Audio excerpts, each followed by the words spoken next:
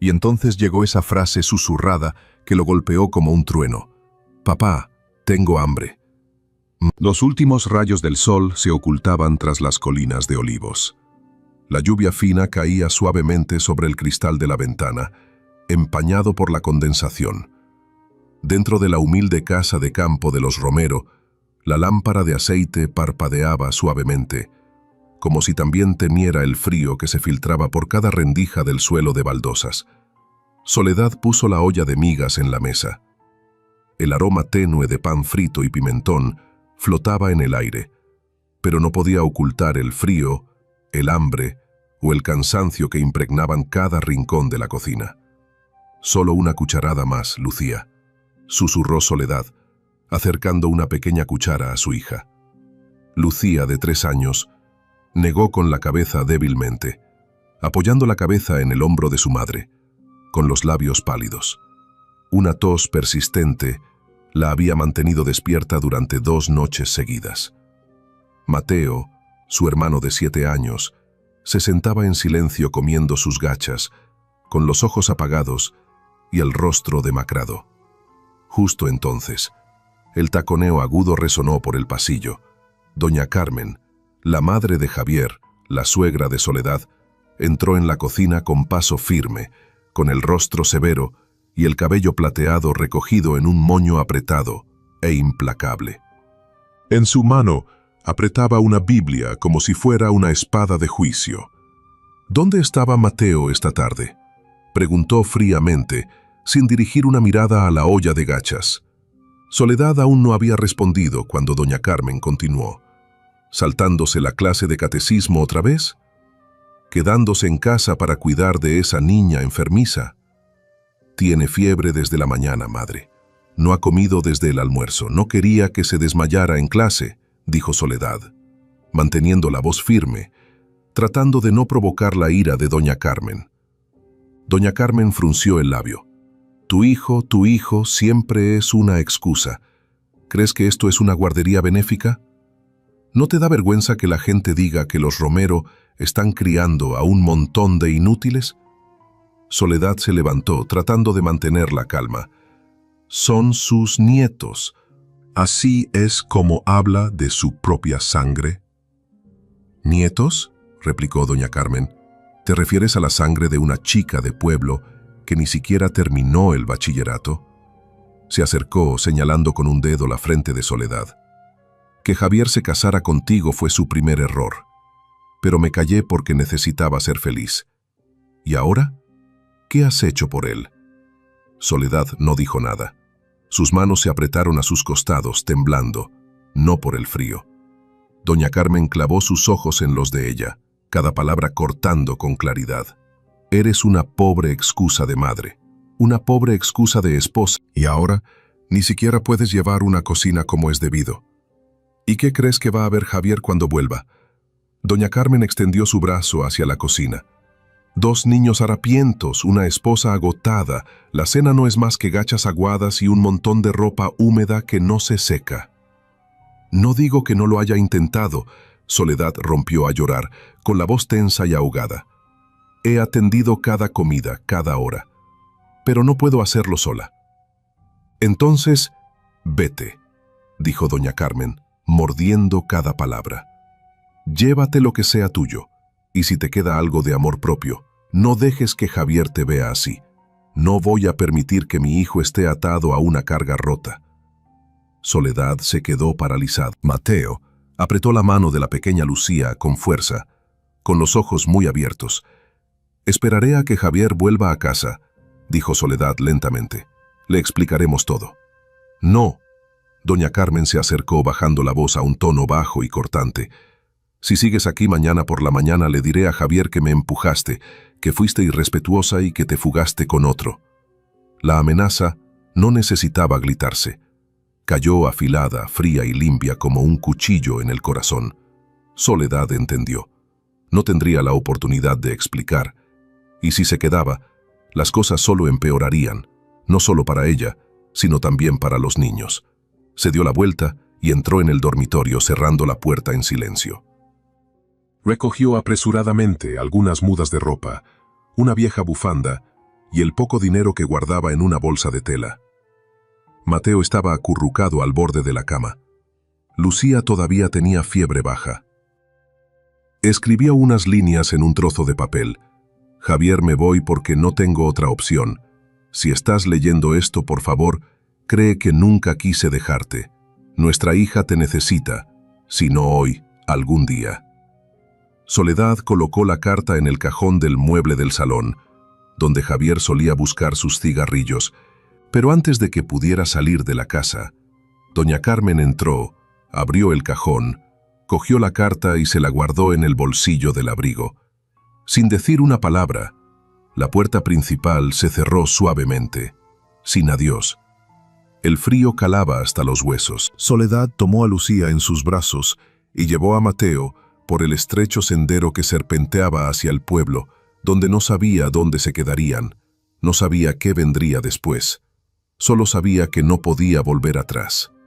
El viento nocturno soplaba contra ellos, trayendo la humedad del pinar lejano, cortando sus rostros como hojas frías. Soledad envolvió sus brazos con fuerza alrededor de Lucía, abrazándola contra su pecho. El abrigo fino que llevaba no era suficiente para mantenerlas calientes a ninguna de las dos. Mateo caminaba en silencio a su lado, con la punta de su zapato izquierdo rota, dejando que el viento helado se filtrara por cada grieta entre sus dedos con cada paso.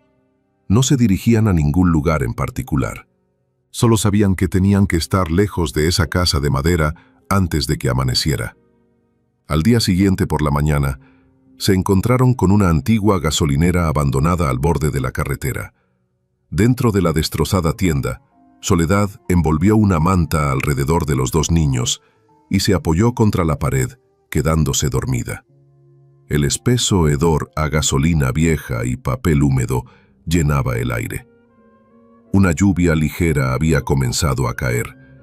El techo de la estación tenía agujeros en varios puntos y el agua goteaba constantemente sobre el frío suelo de hormigón.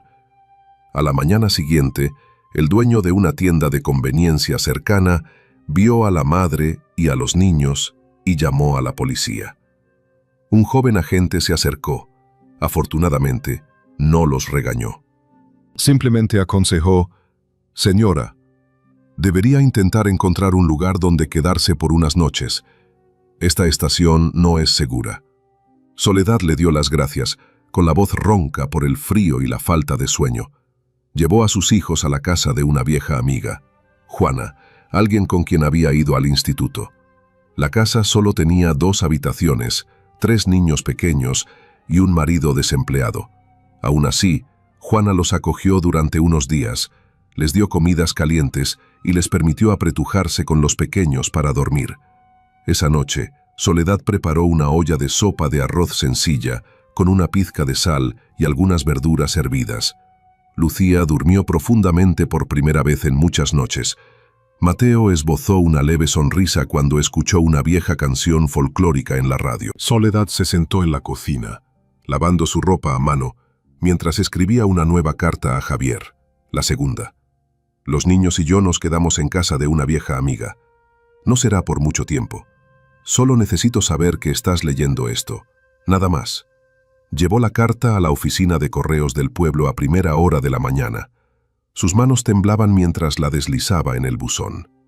Lucía estaba dormida en el hombro de su madre, respirando suavemente. Mateo estaba de pie detrás de ellas con los brazos cruzados, silencioso como un hombrecito que vigilaba a su madre y a su hermana pequeña. La carta fue enviada, pero pasó una semana, luego 2, y aún así no hubo respuesta.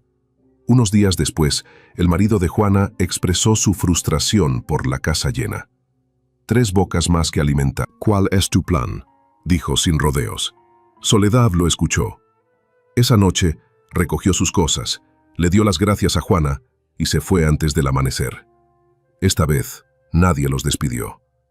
Consiguió un trabajo de niñera a tiempo parcial para una mujer que era dueña de una pequeña sastrería, pero cuando Soledad tuvo que llevar a Lucía, ya que nadie podía cuidarla, la dueña de la tienda dejó clara su insatisfacción. «Este es un lugar de trabajo, no una guardería», dijo la mujer, con las manos aún guiando la tela bajo la máquina de coser. Soledad se mordió el labio. «No tengo otra opción». «Entonces, ¿no tienes trabajo?». Una vez más, fue expulsada, en silencio, sin una palabra. No lloró, no se enfadó. Simplemente siguió adelante. En otra tarde fría, Soledad fregó el suelo del mercado local a cambio de un saco de patatas y un trozo de pan. Mateo cargó con el peso por ella sin quejarse. Lucía sollozaba dentro de un viejo pañuelo, aferrada a una muñeca de trapo. Soledad escribió la tercera carta en una noche lluviosa. El papel se empapó y la tinta se corrió, pero siguió escribiendo: «Solo házmelo saber que lo leíste. Solo una frase. No estoy pidiendo nada más. No quiero que los niños crezcan sin un padre». Otra mañana, otro momento de pie frente al buzón. Soledad cerró los ojos durante unos segundos antes de dejar caer la carta. Sus manos estaban entumecidas por el frío, sus muñecas magulladas después de días de cargar agua. Lucía dormitaba en sus brazos, con los labios temblando en algún sueño. Mateo estaba de pie detrás de ella, con el pelo mojado y enredado. Una tarde, mientras Soledad estaba sentada encorvada fuera de su habitación improvisada, el techo de hojalata goteaba y el colchón de espuma estaba empapado. Una anciana vecina se acercó y se sentó a su lado, dejando una lata barata de galletas. «La pequeña parece muy frágil», dijo la mujer, mirando a Lucía, luego de vuelta a Soledad. «No puedes vivir así para siempre». Soledad no respondió. «Vuelve a casa», dijo la mujer suavemente. «Al menos allí tienes tierra donde plantar una tienda, tienes campos, tienes una forma de vivir con algo de dignidad. Aquí fuera nadie tiene espacio para nadie más». Soledad miró a lo lejos. Por primera vez en semanas, pensó en el pueblo de su abuela. Los campos detrás de la casa, el camino de tierra roja, las cigarras en el calor del verano. Un lugar que una vez había sido parte del último recuerdo pacífico al que aún podía aferrarse. Tal vez la anciana tenía razón. Tal vez las puertas aquí nunca estuvieron destinadas a abrirse. La luz primaveral se filtraba a través del cristal polvoriento y esmerilado de la vieja camioneta. Javier Romero estaba sentado al volante, con círculos oscuros bajo los ojos por los días de conducir a través de las provincias. El camino de tierra familiar que conducía a casa parecía inalterado, aún árido, aún silencioso, tal como lo había estado cuando se fue hace casi un año. Esta vez, no volvía solo para descansar. El contrato de compra de madera en Zaragoza había sido firmado. La empresa se estaba expandiendo y Javier estaba en camino de convertirse en uno de los mayores proveedores de la meseta. Pero en su mente, lo que más anhelaba era la imagen de su exesposa de pie en el porche, sus dos hijos irrumpiendo por la puerta, gritando «¡Papá!». Sonrió suavemente al pensar en ello, aunque algo no encajaba del todo en su interior. La camioneta se detuvo frente a la vieja casa de campo. La puerta estaba bien cerrada, ninguna voz de niños, ningún ruido de una cuchara golpeando una olla en la cocina como siempre. Javier subió al porche y llamó. Pasaron unos segundos antes de que la puerta se abriera de golpe. Doña Carmen, con el pelo plateado pulcramente recogido, salió. «Has vuelto», dijo, con la voz fría como el viento primaveral que aún no se había desprendido de su frío.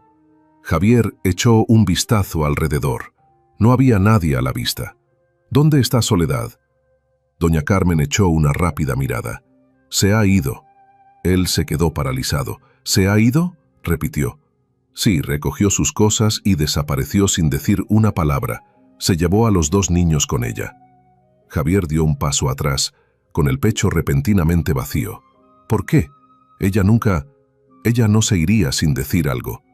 «Es que no la conocías», dijo doña Carmen, mientras servía té con las manos sin temblar ni un poco. Se volvió cada vez más imposible, irrespetuosa. Les enseñó a los niños a responder a su abuela.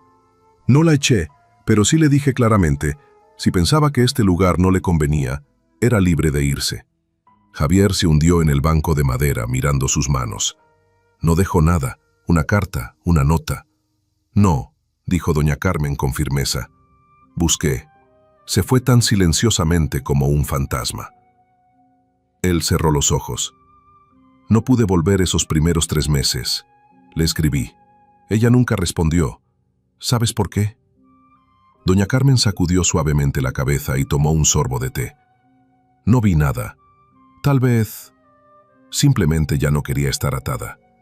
El silencio se instaló. Solo quedó el tic-tac del reloj de pared, como si estuviera contando los latidos de una mentira aún por descubrir. Al día siguiente, Javier comenzó a buscar. Condujo hasta la casa de Juana, una vieja amiga de Soledad, pero se encontró con un gesto de cabeza cauteloso. Vino una vez, pero se ha ido. No sabemos dónde está ahora. En la sastrería, la anciana dueña dijo: esa mujer con la niña siempre estaba distraída, siempre preocupada de que la bebé llorara. La dejé ir hace mucho tiempo. Javier se detuvo en la antigua gasolinera y preguntó por el vecindario. Nadie sabía nada. Solo una anciana susurró: se rumorea que se fugó con un amante, algún fontanero. Javier frunció el ceño. ¿Quién te dijo eso? La gente habla. Se encogió de hombros la mujer. Incluso tu propia madre dijo que no era buena. Javier hizo una pausa. Sus ojos se oscurecieron por un momento. Asintió educadamente, murmuró un agradecimiento y luego se alejó en silencio. La semana siguiente, Javier regresó a la vieja casa. Esa noche se sentó solo en el dormitorio. Sobre la mesa había una foto familiar desgastada. Soledad sonriendo con Lucía en sus brazos, Mateo agarrando un pequeño coche de madera y Javier con su brazo alrededor de su esposa, con los ojos fijos en la cámara, con un orgullo silencioso. Se quedó mirando la foto durante mucho tiempo. Si solo me lo hubieras dicho, susurró, solo una palabra. En la habitación contigua, doña Carmen estaba de pie frente al viejo mueble de madera. Abrió un compartimento oculto y sacó un grueso fajo de sobres, todos aún sellados. Remitente César Romero, destinatario Javier Romero, dirección esta casa, fechas, mayo, junio, julio del año pasado. Sus manos temblaron por un momento, pero luego los volvió a meter, cerró el mueble con llave, clic, y apagó la luz. Durante el fin de semana, Javier recibió una llamada de la oficina en Zaragoza. Un envío se había retrasado. Un contrato necesitaba ser firmado. Había prometido que volvería al trabajo tan pronto como se ocupara de los asuntos familiares. Y sí que volvió. Al salir del pueblo, Javier se detuvo en el cruce de caminos. Un camino conducía al campo, el lugar que Soledad describió una vez. Hay campos allí y una estufa de leña. El otro conducía a la autopista, donde su camioneta ya estaba esperando.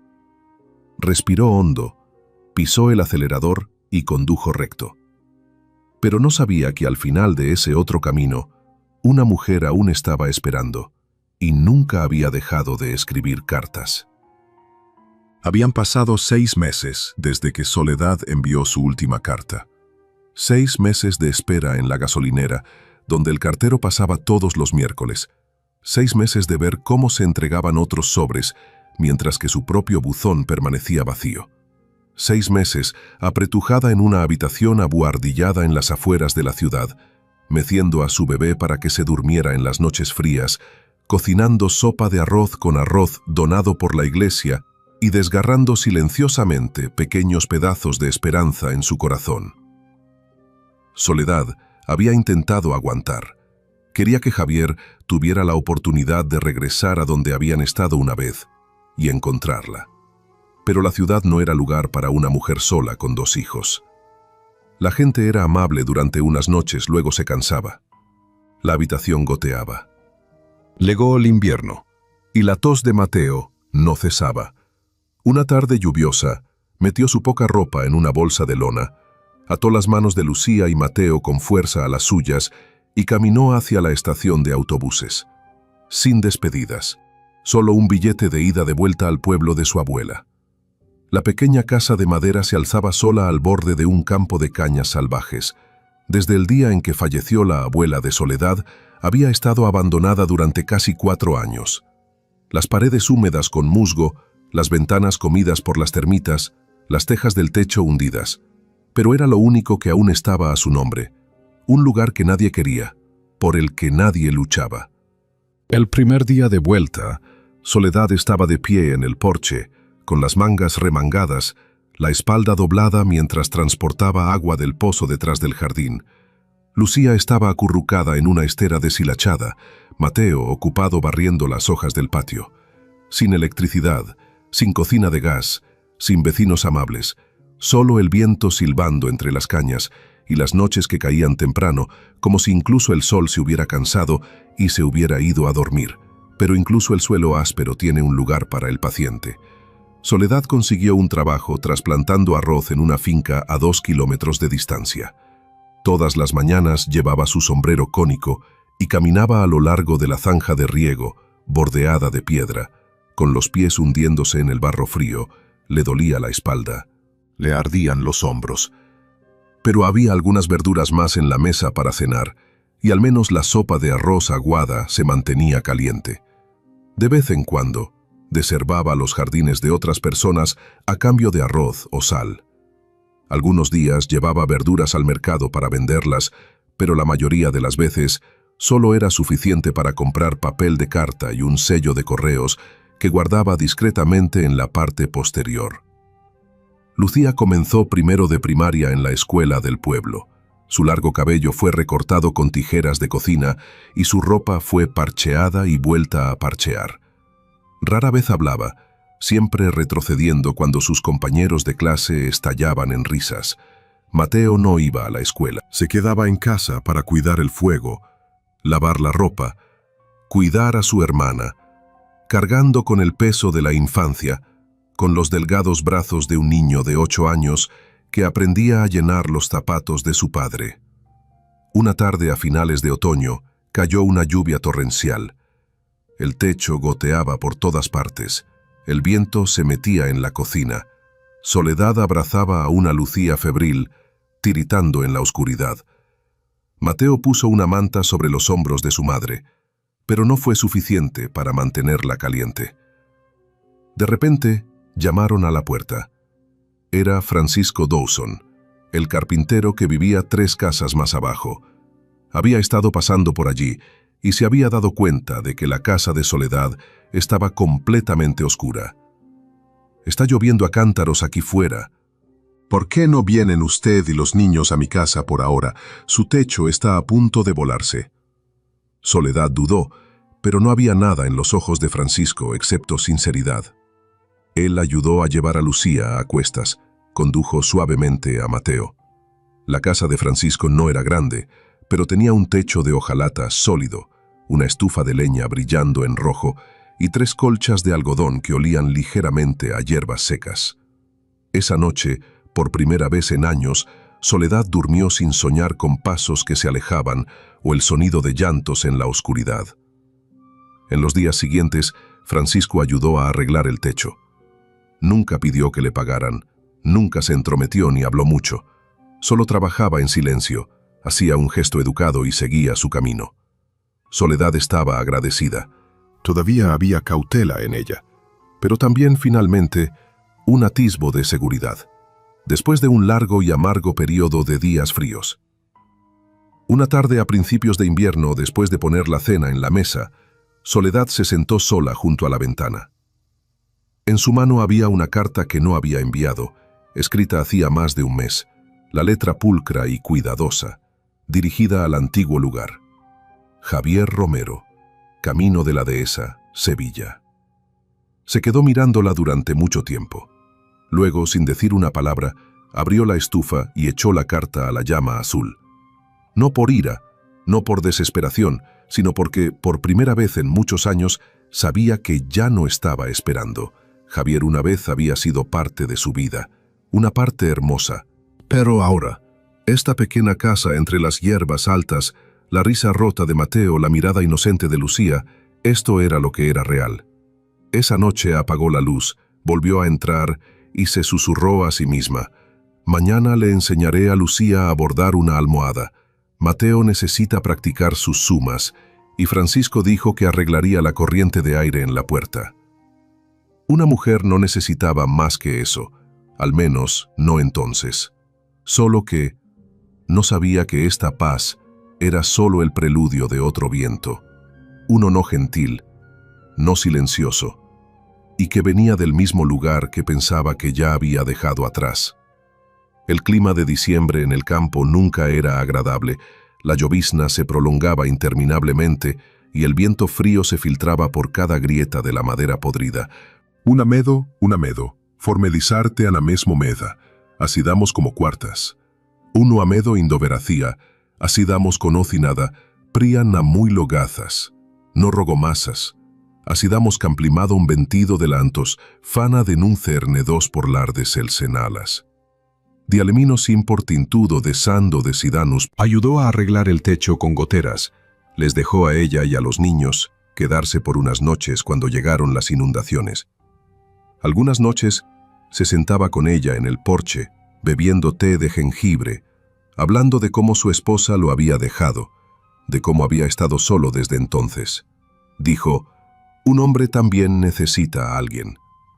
Ella le creyó, no por romance, sino por necesidad. Cuando Francisco preguntó, ¿por qué no vivimos juntos para que los niños puedan tener un padre? Soledad asintió, no por amor, sino porque sintió que tal vez, solo tal vez, este hombre no era del todo malo. Durante los primeros meses, Francisco fue agradable. Le mostró a Mateo cómo tallar madera, llevó a Lucía al mercado e incluso trajo a casa trozos de carne salada y mazorcas de maíz de vez en cuando. Soledad comenzó a creer que tal vez su destino no era tan cruel como había pensado. Pero eso solo duró hasta que Francisco perdió su trabajo en el aserradero por pelearse con un compañero de trabajo. Fue entonces cuando el licor comenzó a aparecer más y más en la mesa. Al principio solo los fines de semana, luego todas las noches. Luego, cada vez que Francisco se sentía como un fracaso. Comenzó a golpear la mesa con los puños, lanzando cuencos, no a nadie, pero tampoco por ninguna razón. Un día, Mateo dejó caer la escoba. Francisco lo abofeteó. Soledad se congeló. Todo lo que pudo hacer fue abrazar a su hijo con fuerza y mirar al hombre frente a ella con los ojos buscando algo, cualquier cosa, que quedara en lo que creer.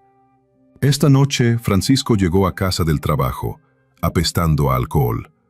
La puerta principal se abrió de golpe con tanta fuerza que el viento se precipitó detrás de ella, sobresaltando a la pequeña Lili en un gemido. Soledad estaba poniendo la mesa, solo algunas verduras hervidas y medio pan duro. Lucía no había comido desde la mañana. Mateo le susurró, «Solo tomaré un poco. Nadie se dará cuenta». Los dos rompieron silenciosamente el último trozo de pan por la mitad. Pero Francisco lo vio. ¿Quién lo robó? El rugido resonó por la cocina. Mateo abrazó a su hermana pequeña con fuerza. Lucía temblaba, todavía sosteniendo una migaja de pan en su mano. Yo tenía hambre. Francisco se abalanzó sobre ella como un animal herido. Sus ojos estaban inyectados en sangre, su aliento apestaba a alcohol, su mano levantada en alto. Pero Soledad se interpuso frente a la niña abrazándola con fuerza. Su voz temblaba, pero su postura era firme. «Déjame manejar a mi hija». Francisco se congeló por un segundo, luego escupió en el suelo. «Montón de inútiles», siseó. Luego se tambaleó hacia el dormitorio y cerró la puerta de golpe, como si sellara cualquier amor que aún pudiera quedar. Soledad se hundió en el suelo, abrazando a Lucía con fuerza contra su pecho, sintiendo su corazón latir fuera de ritmo. Mateo estaba de pie en silencio en la esquina de la cocina, todavía agarrando el pelador de manzanas que aún no había usado. Un impulso instintivo y débil para proteger a su madre y a su hermana, aunque no tenía idea de por dónde empezar. Esa noche la casa con techo de hojalata cayó en un silencio espeluznante, como una jaula que atrapaba algún miedo sin nombre. Soledad estaba sentada con una pequeña lámpara de aceite brillando en la esquina de la cocina, con la espalda presionada contra la pared, demasiado asustada para dormir. En la estera, Mateo yacía acurrucado, con los brazos abrazando su estómago, como si eso pudiera ayudarlo a olvidar el dolor sordo de las viejas patadas. Los moretones aún no se habían desvanecido, pero nunca se quejó. Lucía apoyó su cabeza en el muslo de su madre, con los ojos bien abiertos en la oscuridad. Su pequeña mano apretaba el dobladillo de la camisa de Soledad, un hábito desde que tenía 3 años, cada vez que se escuchaba el sonido de cosas rompiéndose en la casa. Soledad acarició suavemente el cabello de su hija, aunque su propia mano temblaba. Ojalá pudiera comer hasta llenarme como en casa de la abuela, susurró Lucía, con la voz apenas más que un aliento. Soledad se congeló. No respondió. Solo miró la grieta en la pared como si buscara una salida. Extraño a papá, continuó Lucía. Extraño su chaqueta marrón. Extraño el olor a madera de pino. Soledad apartó la cara. No cayeron lágrimas.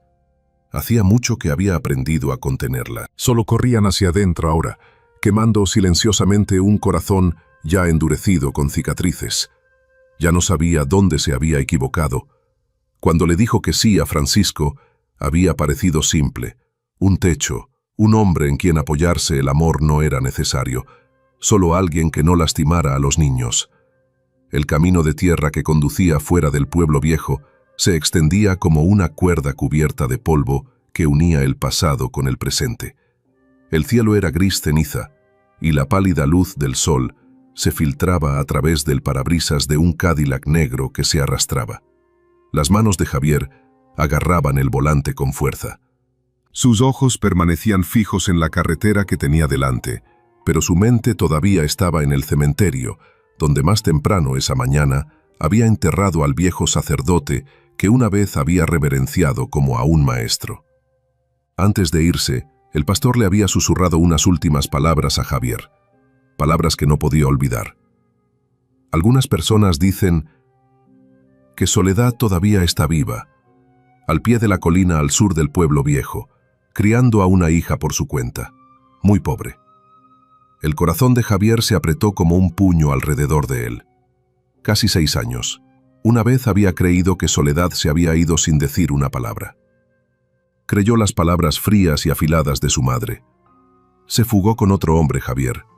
¿Qué sentido tiene mirar atrás? Había recorrido 3 barrios en el pueblo viejo.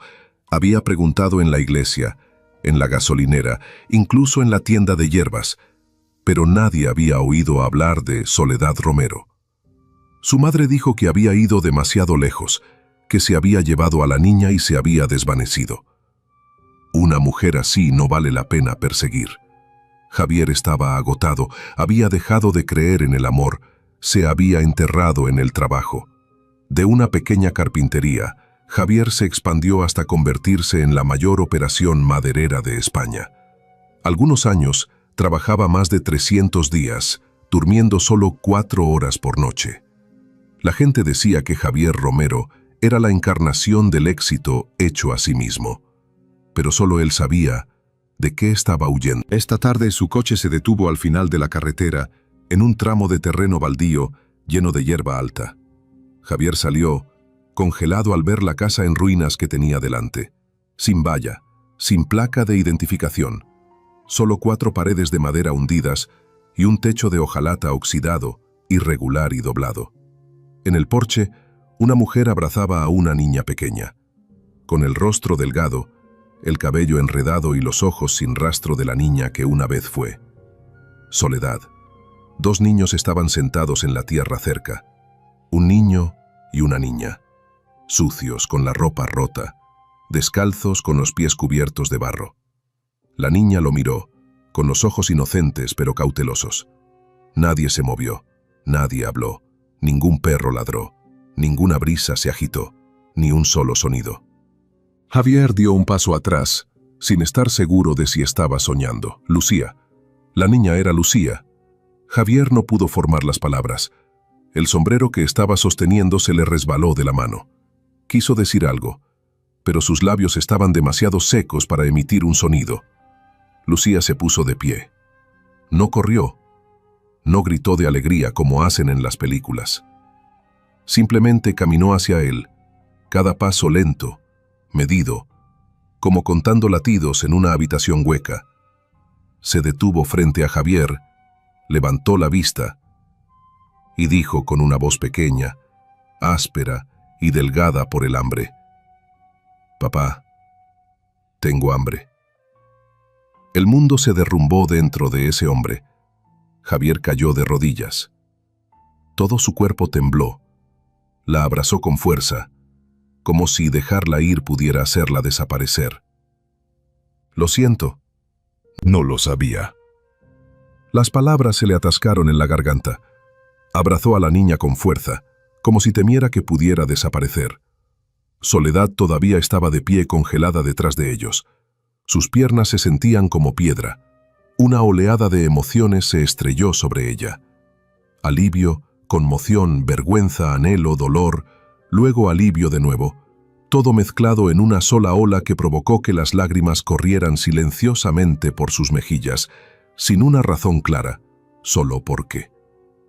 Le había escrito tantas veces, se había sentado en la parada de autobús todos los viernes, esperando que alguien trajera noticias, había doblado la ropa de sus hijos cuidadosamente, por si acaso nos llamaba a casa, pero ninguna respuesta, ni una sola palabra, y ahora él estaba aquí, realmente aquí.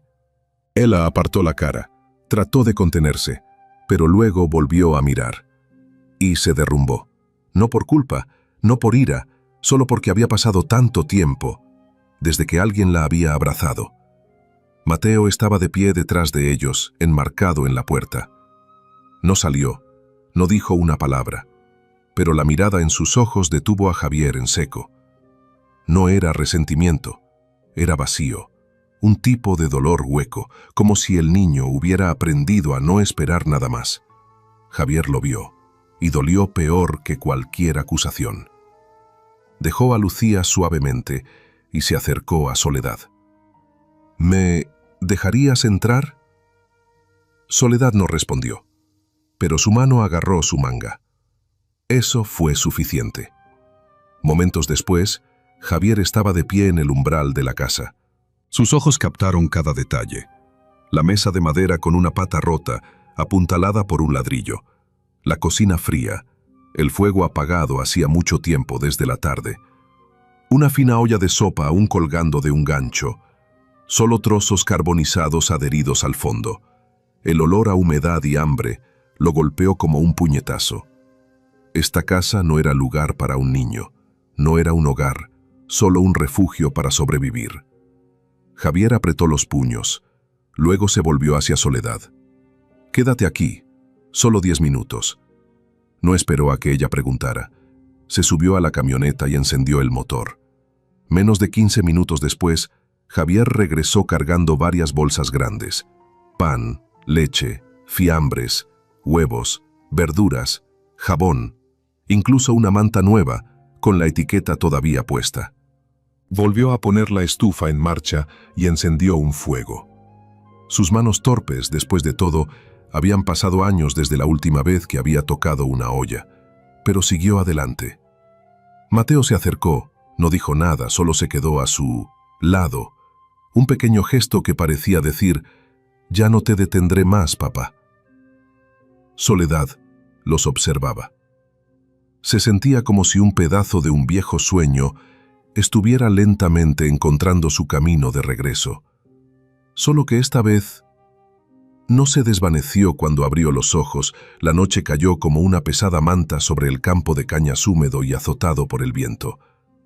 Dentro de la casa en ruinas, la única luz provenía de una lámpara de aceite parpadeante colocada sobre la mesa de la cocina, la misma mesa donde Mateo había sido golpeado justo la mañana anterior por robar un bocado de pan seco.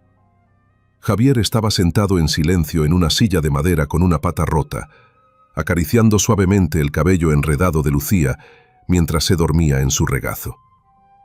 Soledad no había dicho una palabra en más de una hora. Solo atendía a Lili, ahora profundamente dormida en una pequeña cesta forrada con ropa desgastada. Cada movimiento que hacía era cauteloso, como si temiera que incluso el más leve sonido pudiera despertar al demonio que atormentaba esta casa.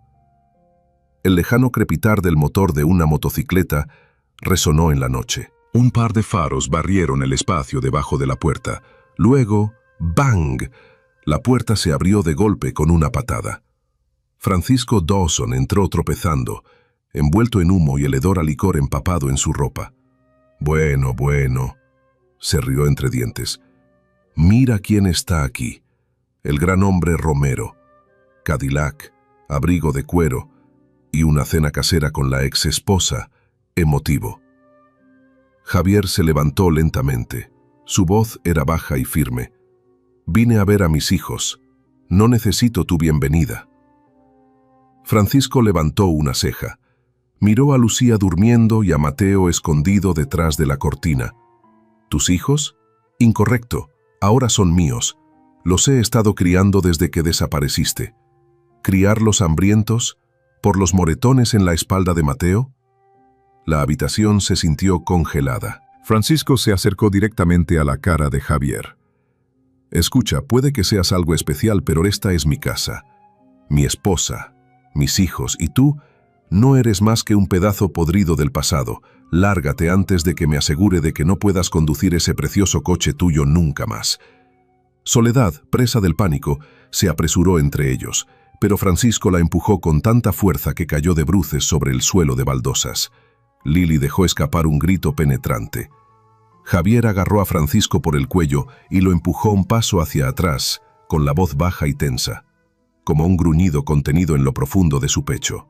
Si alguna vez la tocas a ella o a mis hijos de nuevo, juro que no lo dejaré pasar. Francisco se soltó, con los ojos inyectados en sangre por la rabia. ¿Crees que te los vas a llevar? No voy a dejar que eso suceda. No son tus posesiones, dijo Javier con firmeza. Son personas, y merecen algo mejor que esto. Desde la esquina de la habitación, Mateo dio un paso adelante. Sus ojos estaban rojos e hinchados, pero detrás de ellos ardía una luz diferente. Ya no miedo, sino súplica. Extendió la mano y tomó la mano de Javier. Papá, por favor, no nos dejes de nuevo. Un solo latido de silencio. Incluso Soledad no podía moverse. Francisco gritó, ¿oyes eso? No te eligieron a ti, te alejaste de ellos. Soledad miró a Francisco. Por primera vez en años levantó la cabeza. No hables por ellos. Nunca supiste cómo escuchar. Javier se volvió hacia ella. Sin súplicas, Soledad se agachó, abrazó a Lili, luego tomó la mano de Mateo, levantando a Lucía con la otra. ¡Nos vamos! Francisco gritó detrás de ellos, rompiendo tazas, lanzando una silla, pero Javier ya había cerrado la puerta. Afuera, el aire se había vuelto frío. Pero dentro de esos niños, por primera vez en años, comenzaba a sentirse cálido. El Cadillac negro se alejó de la casa en ruinas. Soledad no miró hacia atrás. Javier tampoco. Pero Mateo, el niño que solía temer a la oscuridad, giró la cabeza. Y por primera vez, sonrió. El moretón en su mano todavía estaba allí, tenue y azul, pero en sus ojos había el primer atisbo de esperanza. Una lluvia ligera había estado cayendo desde temprano en la mañana. Soledad secaba silenciosamente el cabello de Lucía en su pequeña habitación alquilada. Javier estaba de pie en el porche, sosteniendo una taza de café frío, con la mirada distante mientras observaba las gotas de lluvia golpear contra el techo de hojalata. Habían estado viviendo juntos durante 2 días, sin discusiones, sin tensión, pero tampoco sin una conversación real. Esa noche, después de que Mateo y Lucía se hubieran ido a dormir, Javier acercó una silla frente a Soledad en la pequeña cocina. La habitación estaba tan silenciosa que se podía oír el tic-tac del reloj. «Soledad», dijo con la voz baja y apagada, «yo todavía no entiendo. ¿Por qué te fuiste sin decir nada? ¿Por qué no dejaste ni una sola palabra?» Soledad miró sus manos. Después de un momento habló, suave como un suspiro. «Sí dejé una palabra. 6 veces. Javier frunció el ceño. 6 veces te escribí, cada vez después de que nos mudábamos a un lugar nuevo, Escribía. Cuando Mateo tenía fiebre, cuando se burlaban de Lucía en la escuela. No escribía para pedir nada. Solo quería que supieras que tus hijos todavía estaban vivos. Javier sacudió la cabeza, casi atónito. Nunca recibí una sola carta. Ni una nota. Ni un rastro. Soledad esbozó una triste sonrisa. Pensé que tal vez estabas demasiado ocupado. O tal vez solo era una molestia. Javier se congeló. De repente, una imagen pasó por su mente. Doña Carmen, su madre, siempre sospechosa, siempre vigilando y siempre abriendo todo lo que llegaba a la casa. Se levantó sin decir una palabra, agarró su abrigo y salió por la puerta como si acabaran de darle un puñetazo en el pecho. Soledad corrió tras él. «Javier, ¿a dónde vas?» «A casa de mi madre», dijo, para averiguar cuántas cosas guardó que debería haber sabido hace mucho tiempo. La casa de doña Carmen se veía exactamente igual que la última vez que Javier se fue. No llamó, entró directamente. Doña Carmen estaba sentada allí, remendando una cortina. Levantó la vista, arqueando las cejas. «¿Qué pasa ahora? ¿Alguna vez recibiste alguna carta para mí, de Soledad, después de que se fue?», preguntó Javier, yendo directamente al grano. «No». «¿Por qué preguntas?». Javier no respondió. Fue directamente a su antigua habitación, la que tenía el mueble de madera que había estado cerrado con llave desde que era adolescente. Después de unos segundos de búsqueda, encontró la pequeña llave escondida detrás del marco de la foto familiar en el estante. La deslizó en la cerradura. Un suave clic. Las cartas cayeron en su regazo. Amarillentas, bordes curvados. Algunos sobres estaban manchados de tinta, borrosos, como si alguien con las manos mojadas los hubiera sostenido. Se sentó, sacó la primera carta, la leyó. «Hola, no sé dónde estás ahora mismo, pero Mateo se cayó hoy». Lucía preguntó, «¿Por qué papá no vino a mi cumpleaños? No estoy enfadada contigo, solo tengo miedo de que tal vez ni siquiera sepas que todavía existimos». Javier siguió leyendo. La tercera carta. «Escuché que comenzaste tu propio negocio. Me alegro por ti. Espero que algún día, si puedes, llames a los niños. Extrañan mucho tu voz». Las lágrimas brotaron en los ojos de Javier. Apretó el sobre. Luego volvió a mirar a su madre, que seguía de pie en la puerta, inmóvil. «¿Leíste todo esto?», preguntó con la voz lo suficientemente baja como para aquietar el aire. Doña Carmen no dijo nada. «¿Por qué?», presionó Javier. «¿Por qué me lo ocultaste?». «Porque no quería que te debilitaras», respondió doña Carmen con tono firme. «Vi lo difícil que fue para ti comenzar de nuevo después de que ella se fue. No quería que volvieras a caer en ese lío». «¿Lío?», Javier soltó una risa amarga. «La mujer que me dio 2 hijos, que una vez remendó tus camisas, que hizo sopa cuando te dolía el estómago, ella es un lío». Doña Carmen vaciló. «No entiendes, yo solo...». «Estabas celosa», interrumpió Javier, «porque la amaba más de lo que te amaba a ti. ¿No es así?». Doña Carmen guardó silencio durante mucho tiempo. Luego se sentó, con las manos temblorosas mientras descansaban sobre sus muslos. «Sí, estaba celosa. Y me equivoqué. Me equivoqué». Javier metió todas las cartas en su bolsa. Antes de salir dijo, «No te voy a sacar de mi vida, pero a partir de ahora no decides quién pertenece a ella». Mientras Javier salía de la callejuela detrás de la pensión, Soledad todavía estaba de pie en el porche, con los brazos cruzados sobre sí misma, la lluvia mezclándose con las lágrimas en su rostro. No sabía exactamente lo que acababa de suceder, solo que algún pedazo del pasado había rozado una herida en Javier que aún no había sanado. Se volvió hacia la casa, con la intención de acostarse con los niños, pero justo cuando cruzaba el umbral, una sombra bloqueó su camino. Francisco. Estaba allí, empapado, con los ojos inyectados en sangre por el hedor a licor. «Escuché que el señor Romero ha regresado», olisqueó Francisco. «¿Pensaste que podrías escapar de mí tan fácil?». Soledad retrocedió, con la mano agarrando la perilla de la puerta con fuerza. «Francisco, no quiero pelear». «¿Pelear?», se burló Francisco. «Ni siquiera he comenzado y ya estás asustada». Entró, el suelo chirriando con agua de lluvia que salía de sus zapatos embarrados. ¿De verdad crees que podrías escabullirte con mi hijo, acostarte con un tipo rico y darlo por terminado? Soledad se plantó frente a la puerta del dormitorio donde dormían los niños. No me escabullí con nadie. Le partiste el labio a Mateo, mataste de hambre a Lucía, destrozaste la casa. Ya he tenido suficiente. Francisco soltó una risa áspera, seca y aguda, como si resonara en un techo de hojalata. Él respondió mal. La niña robó comida. Tú, todo lo que hiciste fue llorar. ¿Quién demonios podría vivir en esta casa sin una botella? Soledad lo miró directamente a los ojos, por primera vez sin temblar. No eres el hombre en el que una vez confié.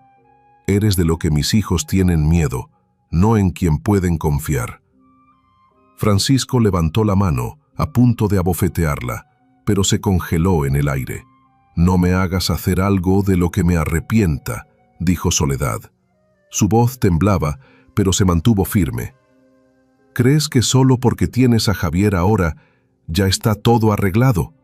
Pago el alquiler de esta casa. Esos niños llevan mi nombre. He llamado a un abogado. No tienes ningún derecho aquí». Francisco se congeló. «No voy a dejar que lastimes a nadie en esta casa de nuevo». Detrás de ella, la puerta del dormitorio se entreabrió. Mateo y Lucía asomaron la cabeza. Mateo caminó hacia su madre y se paró frente a ella. Sus ojos estaban rojos, pero el miedo había desaparecido. «El tío Javier está regresando, y no nos vas a poner un dedo encima nunca más». Francisco miró al niño como si quisiera tragárselo entero, pero luego solo murmuró una serie de maldiciones, se dio la vuelta, golpeó el marco de la puerta con fuerza y salió. Cuando la puerta se cerró de golpe, Soledad finalmente se derrumbó en el suelo, abrazando a sus dos hijos con fuerza. Unas horas más tarde, Javier regresó empapado hasta los huesos, sosteniendo una bolsa grande. No dijo una palabra. Solo puso la bolsa sobre la mesa. Dentro había una vieja pintura, algunas cartas y la llave del cajón que doña Carmen había escondido durante tantos años. «Tenías razón», exhaló suavemente. «Sí dejaste una señal». Soledad no respondió, solo lo miró con ojos cansados, como si, después de tantas estaciones de lluvia, un solo rayo de sol finalmente hubiera regresado. Javier se sentó a su lado. Tomó su mano fría, pero ya no temblaba. «Lo siento», susurró, «y esta vez no dejaré que nadie me detenga». Un mes después, la vida comenzó de nuevo ladrillo por ladrillo. La brisa temprana de abril se deslizó a través de las ventanas de vidrio pulido de la casa de 2 pisos recién pintada de color crema. En el amplio porche delantero había un columpio de madera, un enrejado de bugambillas que apenas comenzaba a brotar y un césped cuidadosamente recortado de hierba verde joven. Nadie hubiera creído que este lugar alguna vez había sido abandonado hasta que Javier Romero lo compró, renovó toda la propiedad en 3 semanas y se mudó para siempre con Soledad y los 3 niños. Día a día, la casa se llenó lentamente de voces, no de discusiones, sino del sonido de los niños leyendo en voz alta, de los lápices raspando sobre el papel y del suave tintineo de los palillos en la cena. Javier ya no se iba. Entregó sus deberes de ejecutivo senior al CEO en la sede de Denver y comenzó a trabajar de forma remota. Cada mañana preparaba café para Soledad, llevaba a Mateo a la escuela y sostenía a la pequeña Lily en su regazo mientras le leía cuentos de hadas. Por las tardes trabajaba desde el estudio, una habitación iluminada por el sol, con una pared cubierta de fotos familiares recién tomadas. Soledad todavía estaba sorprendida. Siempre había pensado que alguien como Javier, un hombre que una vez vivió en áticos y asistió a reuniones de accionistas, nunca podría establecerse en una pequeña mesa de madera, en una cocina rural, cortando verduras y revisando la tarea de Mateo. Pero estaba haciendo exactamente eso, día a día, y Soledad tampoco se quedaba quieta. Se inscribió en una clase nocturna de contabilidad en el centro comunitario, aprendiendo entrada de datos, contabilidad y habilidades básicas de gestión. El instructor quedó impresionado por su cálculo mental y su disciplina. Al final del curso, cuando una empresa local de muebles, propiedad de Javier, publicó una vacante para un contador, el director sugirió de inmediato el nombre de Soledad. «Quiero presentar mi solicitud por mi cuenta», le dijo a Javier. «No porque soy tu esposa, sino porque soy la madre de 3 niños que necesitan ver a su madre valerse por sí misma». Mientras tanto, el abogado Francisco Burns, el que Javier había traído de la ciudad, comenzó a manejar los trámites de divorcio entre Soledad y Francisco. Recopiló los registros hospitalarios de Mateo, el informe escrito del maestro sobre signos de abuso físico, testimonios de antiguos vecinos e incluso fotografías de moretones en los brazos de Lucía. La evidencia era innegable. Francisco reaccionó violentamente. Hizo llamadas telefónicas, escribió cartas e incluso emitió amenazas. Pero Francisco respondió simplemente: «Llevaremos esto a los tribunales y se le prohibirá legalmente acercarse a menos de 150 metros». El tribunal dictaminó rápidamente. La custodia total de los 3 niños fue otorgada a Soledad. Se dictó una orden de alejamiento permanente contra Francisco. Cualquier violación resultaría en cargos penales. Javier solicitó una cláusula de protección adicional, una que evitaría cualquier intrusión futura en la vida privada de los niños. La casa ya no llevaba los fantasmas de su pasado. Una mañana, Javier llevó a Mateo y a Lucía al pueblo. Eligieron escritorios, cuadernos, ropa nueva y un paquete de 24 lápices de colores. Mateo eligió un juego de libros de matemáticas, aunque nadie le había pedido que comenzara a estudiar por adelantado. Lucía eligió una pluma estilográfica con una tapa en forma de rosa. Esta se parece a las margaritas silvestres en casa. Javier pagó sin regatear. Sabía que lo que estaba comprando ese día no eran solo útiles escolares. Era una oportunidad de tener una infancia ininterrumpida para sus hijos. Esa noche leyó con Mateo junto a la ventana del segundo piso. Al principio el niño solo asintió, luego lentamente comenzó a deletrear las palabras. P, A, P, A, M, I. Javier sonrió colocando una mano sobre el hombro de su hijo. «Yo también te amo, hijo». Soledad estaba de pie en silencio en el pasillo, conteniendo la respiración. Por primera vez, vio a Mateo sonreír sin bajar la mirada. La noche del sábado, toda la familia se sentó a cenar bajo el cálido resplandor de una luz amarilla. Lucía habló. Javier se dio la vuelta, fingiendo tomar un sorbo de agua. Después de la cena, sacó un papel doblado del bolsillo de su camisa, un diseño para la sala de lectura de Soledad. Había una ventana, una lámpara de escritorio, estantes llenos de libros y ese sillón de marfil que una vez había dicho que deseaba tener. «Recordé que lo mencionaste», dijo. «Pensé que no te habías dado cuenta». Javier la miró suavemente. «Me di cuenta hace mucho tiempo. Simplemente no sabía cómo demostrártelo. Hasta ahora». Esa noche, Lucía le entregó a Javier un dibujo que acababa de terminar. Una casa iluminada, con 3 adultos y 3 niños tomados de la mano. «Papá, este es mi hogar, ¿verdad?». Javier la levantó en sus brazos. Se sentó en la mecedora. «Sí, cariño, este es tu hogar. Y estaré aquí mismo todos los días». Lucía asintió, cerró los ojos y se quedó dormida en sus brazos, por primera vez en años, sin gritos, sin sombras dentro de su corazón. Esa casa, aunque no es un castillo, era una fortaleza contra el pasado, un lugar donde los niños que antes guardaban silencio, ahora podían reír, soñar y llamar a alguien papá, sin temor a que se lo llevaran. Para Javier, lo que construyó no estaba hecho de dinero, sino de presencia, de escuchar y de una promesa.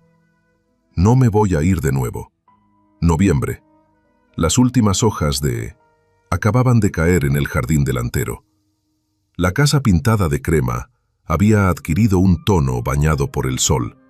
El porche estaba recién barrido y la chimenea en la sala de estar brillaba cálidamente. Hoy era el 35 cumpleaños de Soledad. Estaba en la cocina con las manos todavía espolvoreadas con el aroma de la harina después de amasar una tanda de masa para pastel de manzana. La cena no era nada lujosa, solo un estofado de ternera ligeramente especiado, crujiente pan con mantequilla y una ensalada con vinagreta de sidra de manzana.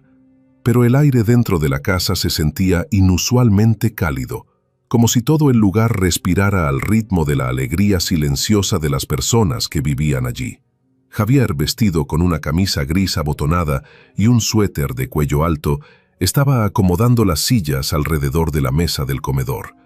En cada ocasión especial, insistía en poner el mantel él mismo, como para decir en silencio: «Estoy aquí, no voy a ninguna parte». Mateo sacó la bandeja de comida. Ahora era más alto que su madre. Su rostro firme y sereno, más maduro de alguna manera que otros niños de su edad. Lucía entró corriendo por el pasillo, con las manos escondidas detrás de la espalda, un trozo de papel doblado en cuartos. Sus mejillas estaban rosadas de emoción. La pequeña Lily, de 6 años, estaba jugueteando con una cinta amarilla, tratando de atarla alrededor del cuello del oso de peluche que planeaba regalar a su madre. Le pegó una nota que decía: «Para mamá, que siempre seas tan hermosa como el sol». Comenzó la cena. Javier sirvió a Soledad un trozo de carne de muslo, la parte que le gustaba pero que rara vez elegía para sí misma, siempre cediéndola a otra persona. Soledad miró el plato y sonrió. «Ni siquiera puedo recordar la última vez que celebré mi cumpleaños». Mateo tomó un sorbo de agua, dejó el vaso con cuidado y luego se levantó sin previo aviso. La silla crujió suavemente detrás de él. Del bolsillo del pecho de su camisa sacó un pequeño trozo de papel doblado, arrugado, manipulado a menudo. Dudó apenas un respiro antes de desplegarlo. La habitación se quedó en silencio. Los tenedores se detuvieron. Incluso Lily levantó la vista. Mateo se aclaró la garganta. Su voz temblaba ligeramente en los bordes, como alguien caminando por un puente estrecho, pero se mantuvo firme. «El día que volviste a casa, papá, fue el día en que el hambre se fue. La casa tenía risas, el olor a pan caliente, alguien leyendo un libro, alguien escuchando. Solía pensar que la felicidad pertenecía a otras personas, pero hoy está sentada aquí mismo en esta mesa». Levantó la vista. Sus ojos se encontraron con los de Javier brevemente, luego volvieron a bajar. Nadie aplaudió, nadie necesitaba hacerlo. Javier buscó su servilleta, no apresuradamente, sino con la silenciosa dignidad de un hombre que contenía algo. Soledad no habló. Su mano se movió debajo de la mesa y encontró la de Javier. Afuera, el viento arreció contra las ventanas, pero adentro había quietud.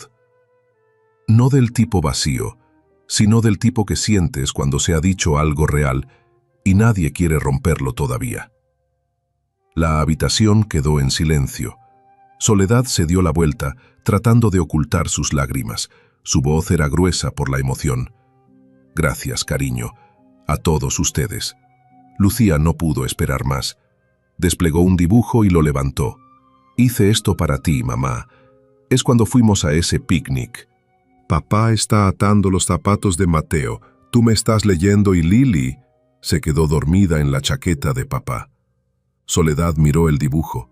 Se congeló por un momento. Luego se echó a reír entre lágrimas. Abrazó a Lucía y también al cuadro, como si sostuviera un pedazo de su vida, suavemente cosido de nuevo por la mano de un niño. Javier se levantó y tomó el marco en sus manos. En silencio lo colgó sobre la chimenea, justo en el lugar que había permanecido vacío desde el día en que se mudaron. Soledad lo observó y habló suavemente. «He colgado muchas cosas en mi vida, esperanzas, tristezas. Pero esta es la primera vez que cuelgo algo que me hace creer todo va a estar bien». Javier no respondió. Simplemente se acercó y se quedó a su lado, con los ojos fijos en la imagen. Recorrí un largo camino, solo para encontrar esto de nuevo. Justo entonces sonó el timbre. Mateo corrió a abrirlo. Había sido entregado un gran ramo de flores, margaritas de San Miguel, cuidadosamente envueltas en un periódico viejo. No había nadie en la puerta, solo una pequeña nota metida dentro. Me equivoqué, pero no quiero perder a nadie más. Loretta. Soledad sostuvo la tarjeta. Su mano tembló ligeramente, pero sus ojos ya no contenían la ira que alguna vez tuvieron. Enviar algo de vuelta requiere una especie de coraje. Y creo que perdonar, a veces esa es su propia forma de libertad. Tarde en la noche. El zumbido del lavavajillas llenaba el silencio. Javier limpió la encimera lentamente, con las mangas enrolladas, el paño húmedo moviéndose con trazos constantes y familiares. El tenue aroma a jabón para platos persistía en el aire cálido. Detrás de él, el tintineo de una cuchara en una taza. Acababa de agregar miel al té de Soledad, lo colocó a su lado sin decir una palabra. Soledad estaba acurrucada en la esquina del sofá, con las piernas metidas debajo de una manta de punto, del tipo con un hilo suelto cerca del borde que siempre pensaba arreglar. Lily yacía sobre su regazo, su pequeño cuerpo subiendo y bajando con cada respiración, un brazo extendido holgadamente sobre la rodilla de su madre. Parecía segura, como alguien que sabía que el mundo podía esperar solo un poco más. La mano de Soledad se movió suavemente por el cabello de su hija. Trazos lentos, distraídos. No estaba pensando en nada urgente, solo el peso de la cabeza de Lily, la forma en que la sala de estar olía tenuemente a manzanilla y ropa limpia, el suave crujido de la madera mientras Javier caminaba ligeramente alrededor de la mesa. Él echó un vistazo. Ella se encontró con sus ojos. No se dijo nada, pero en esa mirada estaba el silencioso reconocimiento de un largo día terminado, no perfecto, pero suficiente. Javier enjuagó el paño y lo colgó junto al fregadero. Apagó la luz de la cocina, dejando solo el cálido resplandor ámbar de la lámpara en la esquina. Luego cruzó la habitación y se sentó en el otro extremo del sofá, lo suficientemente cerca como para que sus rodillas se tocaran. Durante un tiempo, nadie se movió, y en el silencio de esa noche ordinaria, algo gentil los mantuvo unidos a todos, como un hilo que no se rompe fácilmente. Emma estaba trabajando en un nuevo dibujo. Esta vez era una casa con una bandera, luces de Navidad y un cielo lleno de estrellas. Mateo estaba sentado leyendo junto a la chimenea, las llamas bailando sobre las páginas de su libro. Soledad echó un vistazo alrededor de la habitación. Nadie dijo nada fuera de lo común. Ni discursos, ni pastel elegante, ni regalos caros. Pero ella sabía que en este mismo momento estaban viviendo la parte más hermosa de lo que significa ser una familia. Presencia, confianza y el silencioso saber que eres amado, sin condiciones. No hubo propuesta, ningún vestido de novia blanco, ningún final de cuento de hadas. Solo un hogar, con una chimenea, cuadros enmarcados en las paredes y personas que se esperan unas a otras a la hora de la cena. La historia de Javier, Soledad y los niños no se trataba solo de encontrar su camino de regreso el uno al otro. Era un suave recordatorio del valor de aparecer, de amar profundamente y de tomar la decisión correcta, especialmente cuando es la más difícil de tomar. No importa quién seas. Un padre que una vez no estuvo allí, una madre que una vez fue lastimada, o un niño que una vez lo soportó todo en silencio. Todavía mereces una segunda oportunidad y un amor que es completo. Entonces, ¿qué hay de ti? ¿Alguna vez has presenciado una familia rota que se ha vuelto a unir? ¿Qué significa hogar para ti? El lugar al que tu corazón siempre anhela regresar, sin importar cuán feroces sean las tormentas afuera. Si esta historia tocó incluso la esquina más pequeña de tu corazón, no dudes en dejar un comentario y compartir tus pensamientos. Realmente leo cada palabra que escribes honestamente. Porque a veces, solo un simple mensaje puede calentar todo un día. Ah, y por cierto, el aire ha estado muy seco últimamente. Si estás viendo esto solo, ¿por qué no te das el gusto de tomar un vaso de leche caliente? Tu cuerpo necesita cuidado, y también tu alma.